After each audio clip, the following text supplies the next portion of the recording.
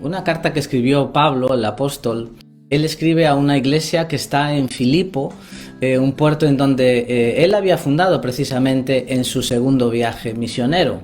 Lo que más llama la atención de toda esta carta es ver el secreto del gozo en la vida de Pablo. En esta carta hay por lo menos 19 veces la palabra gozo, regocijarse o alegría, ¿no? Eso es lo interesante y lo poderoso de su escrito. Pablo es un prisionero que está a la espera de juicio. Él podría precisamente estar libre en unas horas, en unos días quizás, podría ser decapitado, qué sé yo. Pero lo curioso es que en medio de todo aquello que Pablo está viviendo, Pablo estaba lleno de gozo. Y aunque la carta no es muy larga, no nos da tiempo ahora a leerla. Nosotros podríamos echarle un vistazo en otro momento, ¿no? Ahora, en Hechos 28, allí nos deja saber eso, que Pablo tiene un guardia que le está custodiando a las 24 horas. No se le permite predicar, él está confinado, él está en Roma, ¿no? El propio Pablo cuenta en el capítulo 1, un par de versículos del capítulo 1, dice allí que los propios creyentes de Roma estaban divididos. Unos estaban por él y otros estaban incluso en contra de él.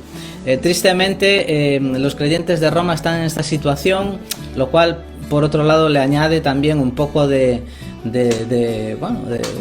desazón saber este tipo de cosas, ¿no? Sin embargo, en medio de todo eso, Pablo estaba lleno de gozo, y es una palabra clave para entender todo esto, ¿no? Él utiliza durante esta carta por lo menos unas 15 veces la palabra mente y pensar, ¿no? Que tienen referencia pues precisamente a la mente, ¿no? O sea que el secreto del gozo tiene que ver en el cristiano por la forma de pensar que tiene que ver con su forma de pensar, con sus actitudes, ¿no? Dice Proverbios 23:7, tal piensa el hombre, tal es él. Filipenses no es una carta ni es un libro de autoayuda para ser positivo, ¿no?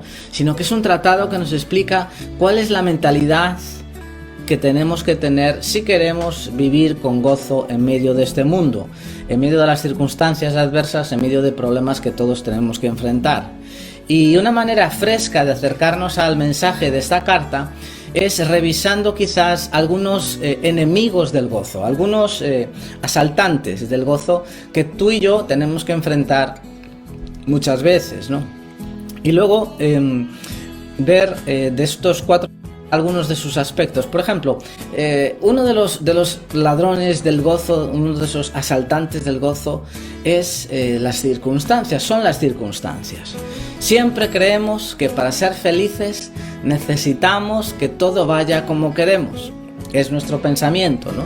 Pero lo cierto es que la mayoría de las cosas no están bajo nuestro control, desde el clima hasta lo que la gente piense de nosotros o vaya a creer de nosotros.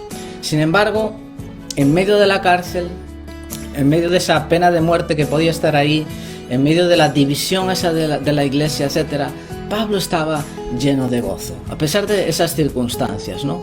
Es decir, podemos disfrutar a Dios en la cima de la montaña, pero aprendemos a confiar en Él en los valles, aprendemos a confiar en Él en las circunstancias adversas, ¿no? Las circunstancias son esos valles.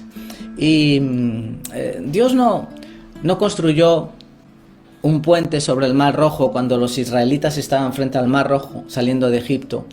Dios no construyó un puente sobre ese mar, sino que Dios lo que hizo fue abrirlo, ¿no?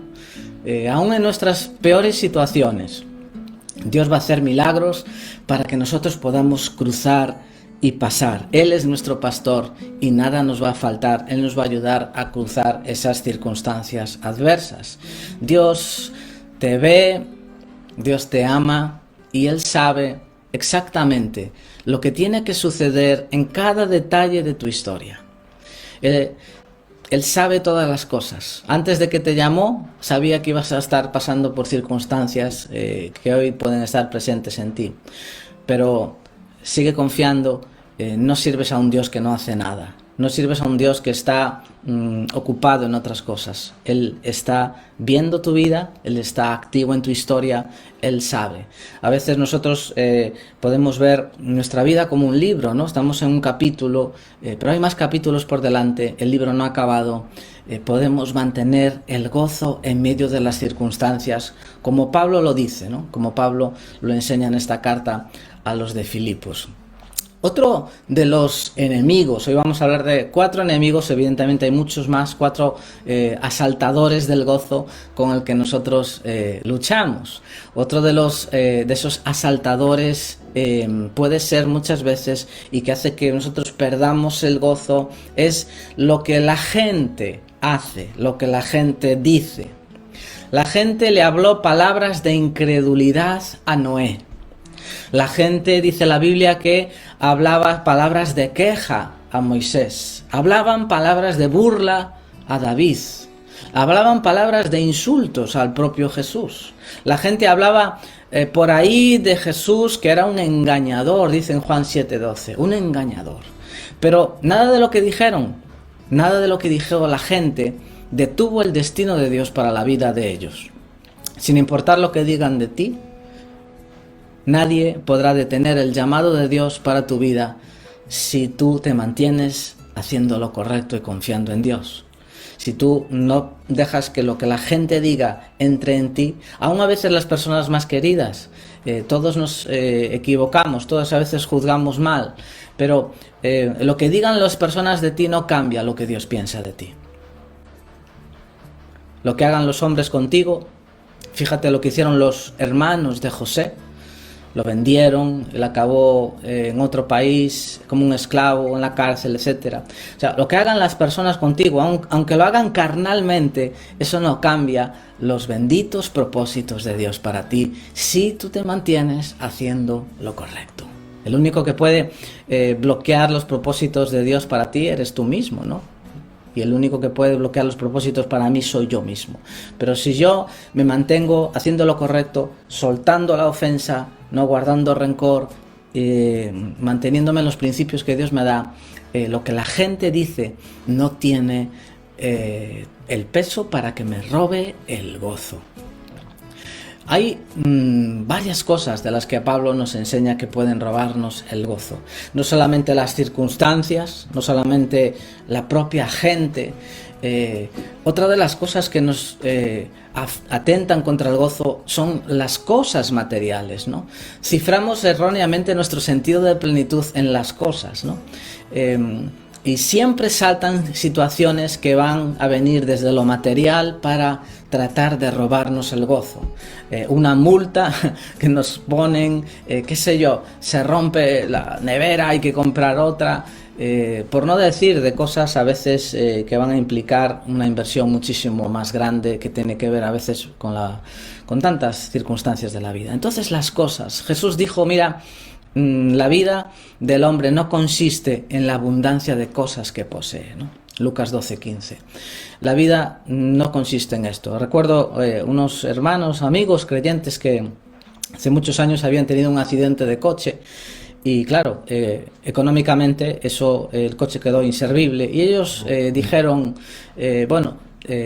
solo se perdió el coche, ¿no? Como diciendo, las vidas de ellos estaban intactos, ellos no habían tenido ningún rasguño y cifraban la pérdida del coche como algo material que, en fin, que no era relevante, ¿no? Las cosas, el peso de las cosas en nuestras vidas, el peso de la economía, el peso de todo lo material juega en contra del gozo y no podemos permitirnos perder el gozo porque la Biblia dice que el gozo del Señor es nuestra fortaleza.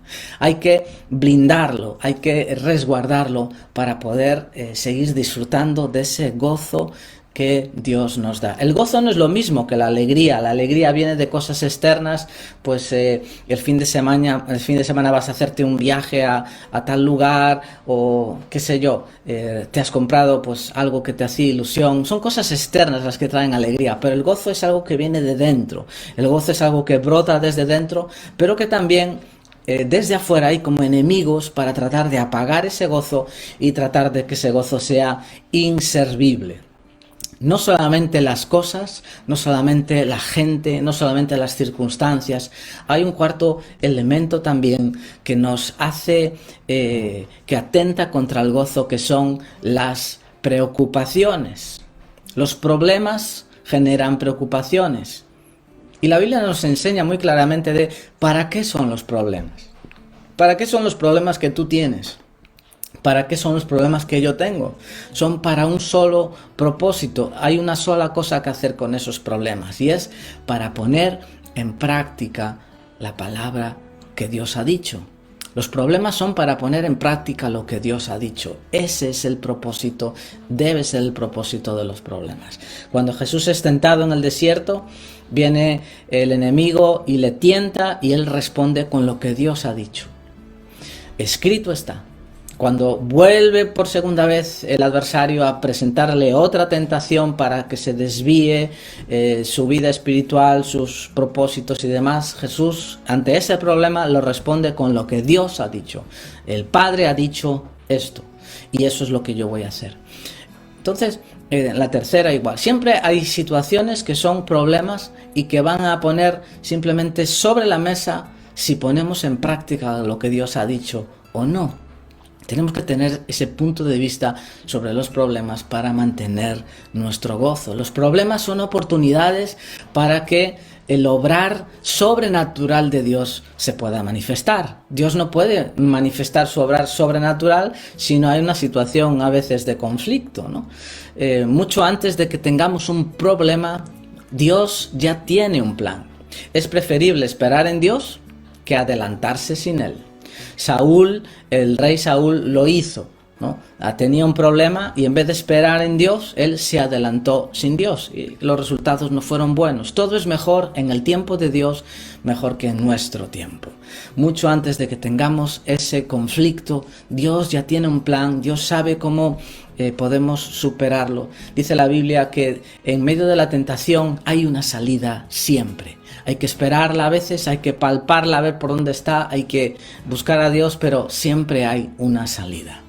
A decir verdad también, y por otro lado, con respecto a las circunstancias que nos preocupan, hay que decir también que nuestra fe no se mide por el hecho de que Dios responda o no a nuestra oración. Eso está bien y tiene su lugar, pero nuestra fe no se mide tanto por el hecho de que Dios haya respondido o no a nuestra oración. Nuestra fe tiene que ver muchas veces y se mide por cómo hacemos mientras esperamos esa respuesta.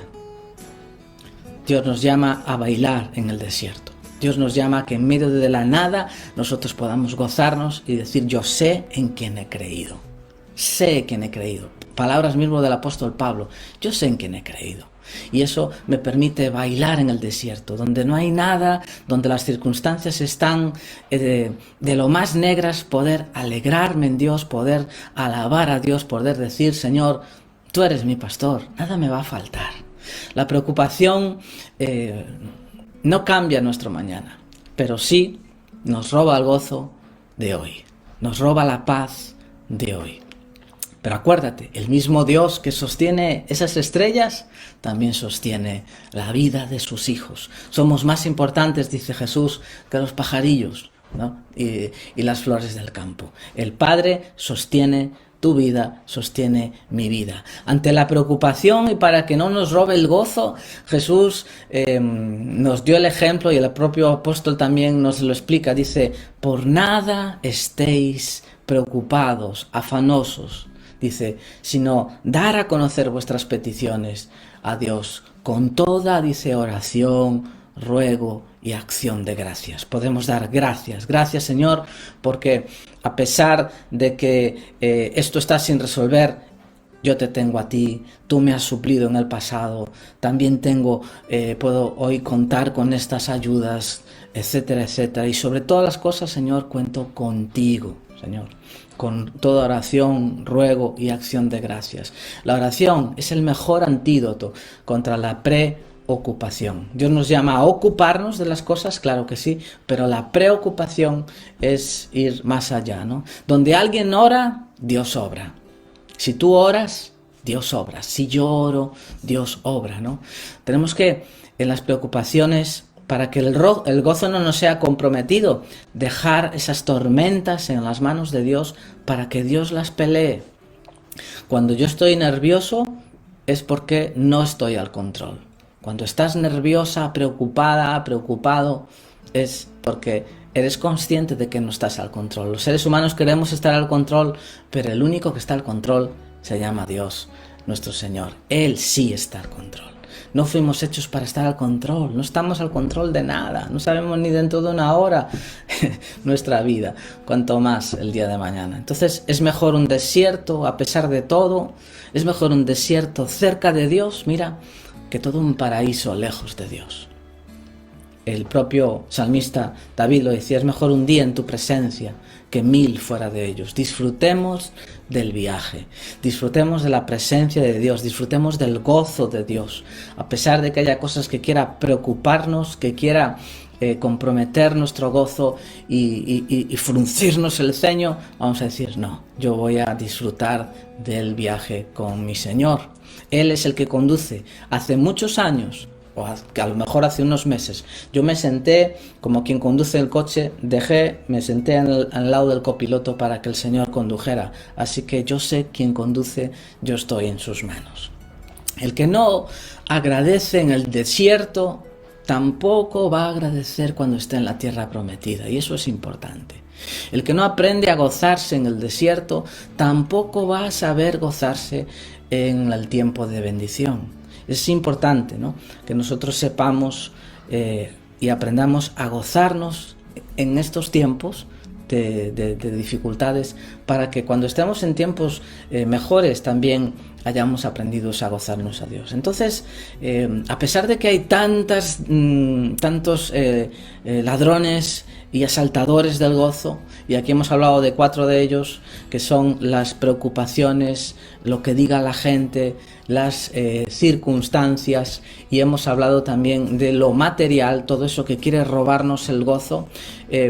¿Cómo hacemos nosotros para de alguna manera derrotar a esos asaltadores? ¿Cómo hacemos para capturar a esos enemigos? ¿Cómo hacemos para abatirlos? Bueno, la Biblia nos enseña que hay varias cosas. Una de ellas es nuestra mentalidad. Nuestra mentalidad, por eso Pablo habla tantas veces de nuestra mente y de nuestro pensar en esta carta, donde el protagonista es el gozo. Nuestra mentalidad determina si vamos a tener gozo o no en la vida. Nuestra actitud lo determina todo, ¿no?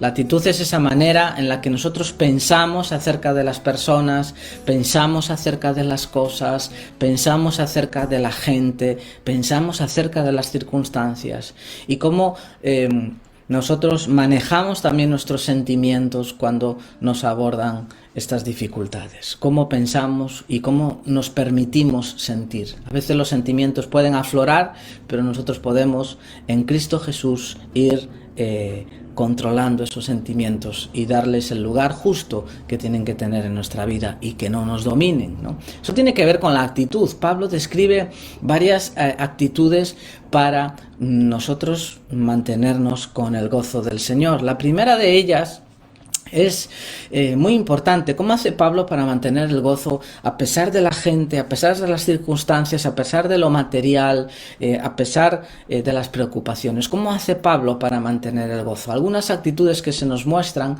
están también escritas en este libro. Filipenses 1:21, Pablo dice, mira, para mí, yo no sé para ti, pero para mí, dice, el vivir es Cristo. Pablo hace esa declaración, el vivir es Cristo. Las circunstancias que Pablo enfrenta allí donde puede ser decapitado en unos días, donde puede ser molestado por el mal ambiente que hay entre los creyentes en Roma, etc. Todas las circunstancias donde en el capítulo 1 él describe, que no vamos a leer ahora, y todas esas circunstancias que le enfrentan no le llegan a robar el gozo. ¿Por qué? Porque para Pablo dice, mi vida es servir a Dios. Yo vivo, Señor, para glorificarte a ti. Yo soy tuyo, Señor. Yo soy tuyo. Era un hombre que tenía un propósito muy claro. Dice, para mí el vivir es Cristo. Y en Filipenses 3:13 él dice, una sola cosa hago. No hago 2 ni 3. hago una cosa, extendiéndome siempre hacia adelante, hacia lo que Dios tiene para mí. Me extiendo a alcanzar aquello que Dios tiene para mí. Una sola cosa hago. Él estaba enfocado. Hay una determinación que tú y yo tenemos que abrazar para que el gozo no se nos escape. El vivir, dice, es Cristo. Pablo veía todas las circunstancias que él vivía, por cuanto él había entregado su vida a Jesús, las veía en relación a Cristo Jesús. Él no era prisionero de Roma. Él era prisionero de Cristo. Él dice en Filipenses 1:13, mis cadenas en Cristo. Mis cadenas en Cristo. Él no se veía prisionero de un sistema ni de César. Él veía, mira, estas prisiones en Cristo me han permitido, y sigue relatando, ¿no?, sus cosas. Él no está enfrentando un juicio civil. Él está defendiendo el Evangelio de Cristo. En Filipenses 1:17 dice eso, que él está defendiendo allí el Evangelio. O sea que un cristiano determinado va a ver toda la vida a la luz de Cristo y del reino de Dios, el Evangelio. Es lo que estaba hablando en Filipenses 1. Él está hablando allí de varias cosas en el Evangelio. A pesar de las circunstancias que él está viviendo, Pablo está hablando de la comunión en el Evangelio, del avance del Evangelio allá a mediados del capítulo 1 y de la fe en el Evangelio. O sea que todo cristiano determinado va a ver las cosas a la luz de Cristo y de el Evangelio, ¿no? Veía las circunstancias como medios que lo habían ayudado a tener pues una comunión más cercana con otra gente que le necesitaba en Cristo, que eran los de Roma. Veía las circunstancias como un medio para predicar el Evangelio a personas, para defender el Evangelio, para que el Evangelio fuera visto a la luz, no fuera una cosa escondida, sino que fuera una cosa visible. Él estaba allí para defender. Cuando iban a juzgar a aquel hombre por causa de las palabras del Evangelio, él iba a sacar a la luz el Evangelio ante César, las autoridades y demás. Entonces él veía las circunstancias como medios, ¿no?, para predicar el Evangelio, para exhibir el Evangelio. Nosotros los cristianos somos vitrinas donde exhibimos el Evangelio, para bien o para no tan bien. Pero somos vitrinas, somos personas que dejamos ver el reino de Cristo en lo que hablamos, en las cosas que decimos, en las cosas que callamos, ¿no? Nosotros somos vitrinas, ¿no? Por eso que Pablo ve todo lo que está viviendo con una sola determinación. Las circunstancias no están en tu contra, las circunstancias más bien te sirven cuando para ti el vivir es Cristo. Cuando para ti el vivir es Cristo, pasar una circunstancia adversa puede significar que el Evangelio sea demostrado ahí a tu casa, que está pendiente de conocer al Señor, para que tus hijos o un cónyuge que aún no conoce al Señor pueda ver la demostración de que es verdadero aquello que tú has creído, ¿no? Recuerdo la circunstancia aquella de un pastor donde tenía una iglesia y allí estaba una pareja, más bien la mujer, y resulta pues que el hombre no era creyente, y resulta pues que el hombre estaba muy enfadado con que la mujer estuviese yendo a la iglesia. Entonces un día pues apareció en la iglesia y quería hablar con el pastor, y allí pues se le mal encaró: usted le está llenando la cabeza a mi mujer de cuentos de hadas, de esto y de lo otro, plum, plum, plum, y cada vez estaba más encima del pastor y le amenazó con darle una bendición, y al final el pastor pensó, bueno, no creo que llegue a tanto. Cuando eso fue lo último que vio cuando cayó al suelo. Le dio un buen puñetazo y lo tumbó. Así que el pastor se levantó y el hombre se le vuelve a encarar. ¿Qué pasa? ¿Vas a mantenerte? Venga, pégame, defiéndete y demás, ¿no? El pastor lógicamente no lo hizo, pudo controlarse, y al final aquel hombre se fue. Tiempo después, aquel hombre volvió otra vez y: mira, quiero hablar con el pastor. Cuando dice: mira, está aquí el del otro día, el hombre ya dice: bueno, Dios mío, otra vez. Así que el hombre vino y habló con el pastor. Dijo: mira, yo he venido porque quiero recibir a Jesús como el Señor y Salvador mío. Y el pastor, todo extraño, dijo: pero ¿qué ha ocurrido, no? Y el hombre dijo: bueno, cuando yo me enfrenté a usted, no pensé que usted se creía esas palabras que dice la Biblia. Pensé que se iba a defender, pensé que iba a actuar diferente, pero yo no había encontrado una persona que realmente se creyera lo que dice ese libro. Y cuando usted actuó de esa manera, yo encontré a una persona que realmente cree que eso es verdad.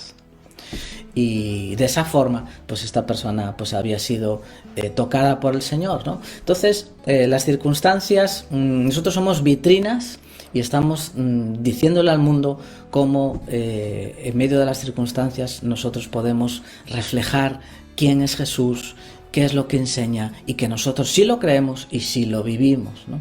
Cualquier tipo de circunstancias económicas, de salud, etcétera, podemos decir: Señor, en medio de esta situación, glorifica tu nombre, Señor. Que tú seas visto, que no sea visto yo, que tú seas visto, sé tú glorificado.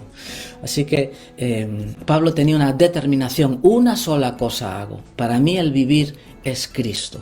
Cristo es el centro de mi vida. Hay otra cosa que Pablo tenía, aparte de no solamente un solo propósito, él tenía también una actitud que era la que Jesús decía: si alguno quiere venir en pos de mí, niéguese a sí mismo. Es decir, renuncia a su forma egoísta de vivir.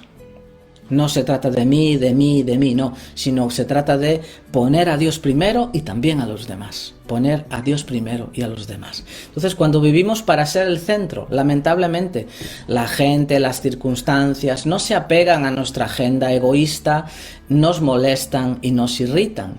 Pero Pablo tenía una actitud diferente, la de negarse a sí mismo, en ese sentido de dejar pues que Dios sea primero, pero también la gente, ¿no?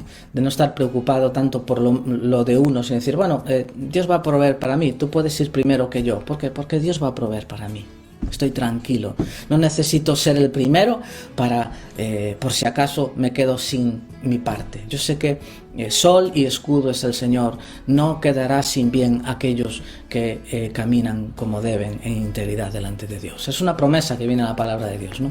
Que Dios no va a permitir que el sol pase por tu ventana sin que tú recibas el bien, si tú has caminado correctamente. No va a permitir eso. Así que pueden ir otros primero, porque tú sabes que tu confianza no está en ser el primero ni el segundo, es Dios ese el que es tu confianza. Pablo, además de tener un propósito y tener también el negarse a sí mismo, poner el primero el reino y los demás, tenía una mente diferente, ¿no? Y esto es un tema muy profundo, ¿no? Pablo menciona que hay personas que solo piensan en las cosas terrenales. Claro, ahí no hay gozo posible.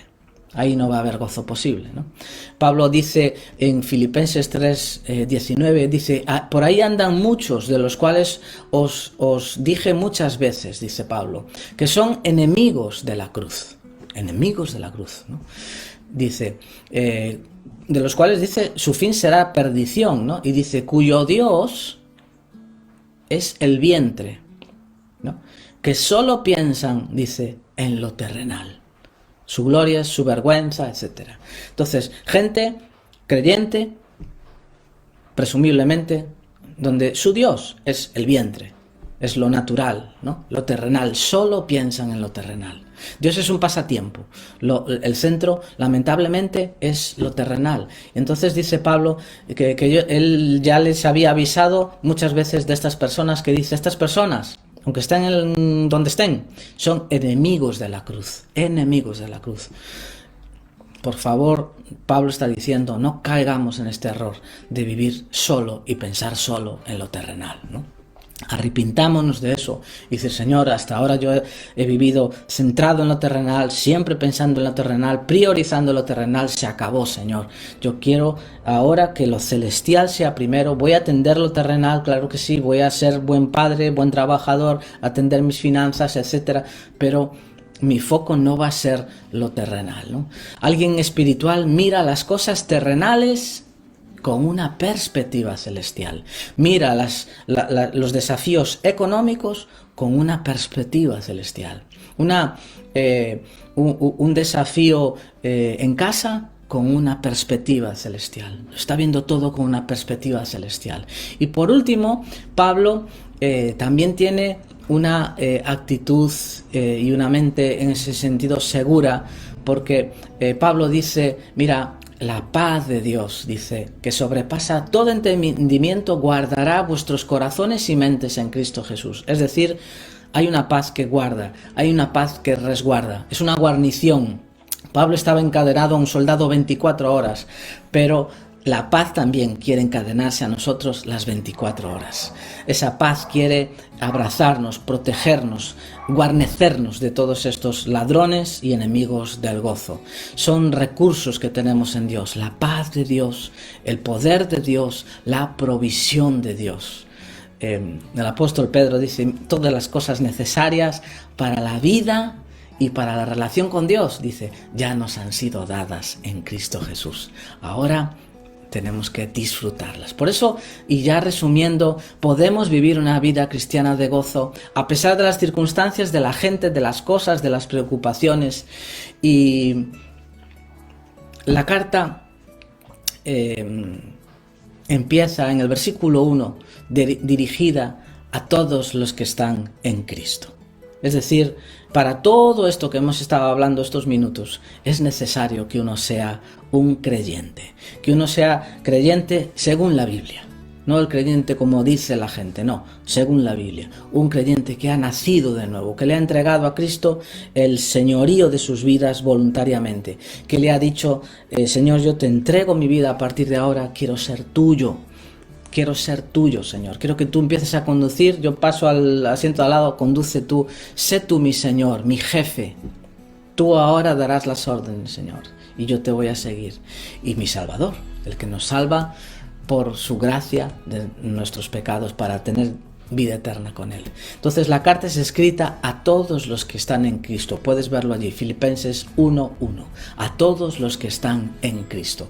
Si todavía no estás en Cristo, es imposible disfrutar del gozo. Tendrás alegrías de cosas exteriores unos días y otros días, pues ya sabemos lo que va a haber. Pero si tú quieres disfrutar del gozo, es necesario que estemos en Cristo Jesús. Esto es un equipamiento que Dios da cuando estamos en Cristo Jesús.